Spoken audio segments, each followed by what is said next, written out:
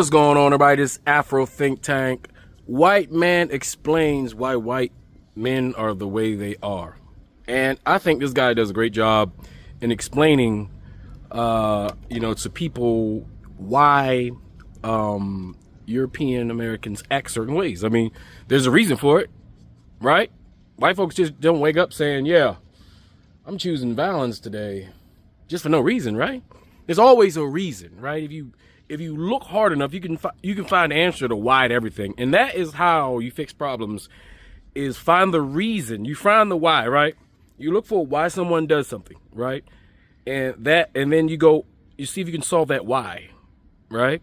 And if you get to another why, you see if you can solve that other why. You always ask why so you can get to the root of the problem, because a lot of us, what we do is we react to the reaction to the reaction to the reaction, like a domino effect.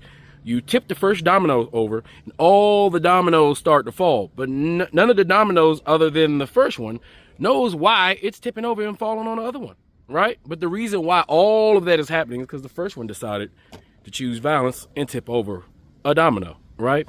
You got to get to the first domino and figure out what is that first domino and how can we fix that first domino in order to make it so we all can just stand up and be peaceful with the space necessary, all right, for us to be upright and perfect. All right, so without further ado, let's listen to this white man explain to us who are curious to why, not just reacting based off what they are doing now, but are really truly interested in the why, so that we can either avoid certain situations or see if we can facilitate fixing or changing that situation. Because we can ramble all day on the internet about this person doing that person doing that, but if there's no solutions, right? If there's no, because the thing is, we're all adults, right? For the most part, that's on here, right? And the thing is, we have a responsibility to leave a better world for our children. Therefore, we have a responsibility, as we are still functioning human beings, to leave a better future for our children. That's supposed to be the way it works. I mean, it ain't really working that way, because so far, ain't none of our goddamn granddaddies and great-granddaddies and great-great-granddaddies give them two shits, all right, about what it is, to leaving us nothing, all right? They've been busy trying to world conquer and dominate and survive dominators and all kind of weird shit. But now as we're stabilizing as a civilization, as people are becoming more smarter, more intelligent, more aware of how things works, we all need to start asking why and get down to that first domino so that we can make sure that shit don't fall, all right? Anyway, tell me what you guys think in the comment section. It's Afro Think Tank. Learn something, teach something. I'm out. Okay, this is probably going to be a little bit of a long one. Hit the 2X. I'm going to talk about white men and why a lot of us end up the way that we are. I'm going to speak about it from the context of white Christian nationalism, what is basically what I grew up in. So first off, I grew up in a household where my dad whooped my ass a lot. My mom was very emotionally chaotic, unstable. And so from a very young age, we are taught as white men that authority is always right? So we're already starting to build the foundation of narcissism, right? Because I'm beating your ass because I love you. The parent cannot be wrong. This is their foundation for raising respectful little white boys. Can't go to mom and figure out how to regulate because she's either fucking mad or happy and not much in between. So then you learn to internalize your emotions and you kind of learn to turn that off, right? So then we have this foundation of a lack of emotional regulation because we cannot express ourselves. We cannot be contrary to what the rules are. So we have that narcissistic foundation. We have that violence foundation. And then we get reinforced through media, right? Who are all the good guys? Who's the standard? Growing up in the 80s and 90s and 2000s, generally it's the white man. You got white superheroes. You're taught, the cops are basically God's chosen. So cops can't do anything wrong. If they ever get pushed back, if they ever get somebody running for them, whatever, that person is at fault every single time. So then we step into the white evangelical church where authority again is reinforced through the lens of white supremacy, They're not going to say that explicitly, but that's the foundation of the white evangelical church. And then you get indoctrinated at a young age with this idea that I am nothing without God. You hear it in all the songs. You hear it in all the fucking sermons and all this shit. So again, you have this foundation of violence, narcissism. You enter in the white evangelical church, which is also narcissistic. You have this reinforcement of violent authority. And then you also have your identity is wrapped up in, again, a white supremacist structure under the church. A lot of white men grow up with no identity outside of what is essentially forced onto us.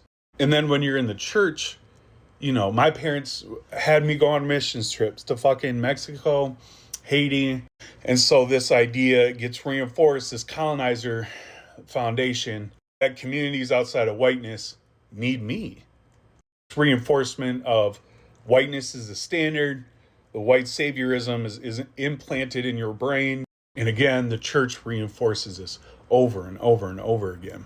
And then again, I've talked about this a lot in the white evangelical church. You have them preaching about how Christians are supposed to be in the world, not of the world. You're going to be hated because you're a follower of Christ, which reinforces the victim narrative while simultaneously reinforcing the narcissism.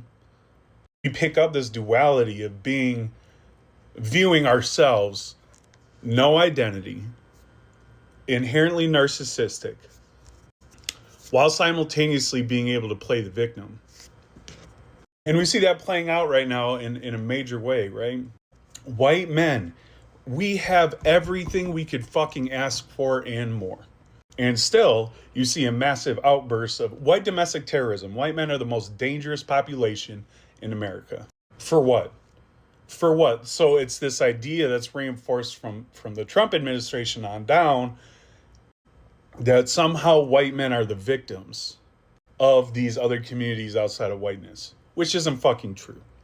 But if I'm the victim, if my parents are a victim of my behavior and their response is violence by beating our ass or emotional violence, that programming comes out of us as white men as well. So if I feel like I'm a victim of whatever made up fucking bullshit from a Klan goddamn government, then a response is I have to protect my rights by any means necessary. Bro, it's so fucking wild because we have all the rights, all the privilege, all the power as white men in this country. The patriarchy protects us. I said this yesterday, we are the main source of oppression in America. But our programming has us in this duality of being the victim and the perpetrator at the same time. We're not the victim, ever. I mean, I guess being a victim of our parents' violence when we're young and have no control over that. But outside of that, again, we have everything we want and we need. That's why it's so fucking crazy right now, because straight white Christian men are the most protected in this country. And straight white men are the ones that are going to churches and schools and supermarkets and all this shit and shooting up the place. So it's this constant feeding into the foundation of the narcissist victim complex, which just breeds violence and gives white men the opportunity to justify what the fuck we carry out, while simultaneously making it look like we need to be the saviors of all these other communities, while simultaneously making us think that we're the fucking standard based on how we were raised, based on how the news, the media portray white men, based on how a lot of people interact with us because they don't want the violent outbursts aimed at them. And so a lot of white men grow up emotionally and developmentally stunted. You got 30, 40, 50-year-old men with the emotional intelligence of a goddamn 7 or 8-year-old. And white men escape accountability at every turn, right? Because if I'm supposed to be the standard, which again, we are fed, that's fed into our foundation from very little. if I'm supposed to be the savior, if I can ultimately be the victim and the narcissist, there's nothing anybody can tell me or hold me accountable to, because it's all justified through the foundational principles that were set in our family, in the white evangelical church, in this false sense of patriotism, white Christian nationalism, which is just violence. So violence is constantly reinforced, no accountability, the ability to be the narcissist and the perceived victim at the same time. And this is all programmed into white little boys from a very, very young age.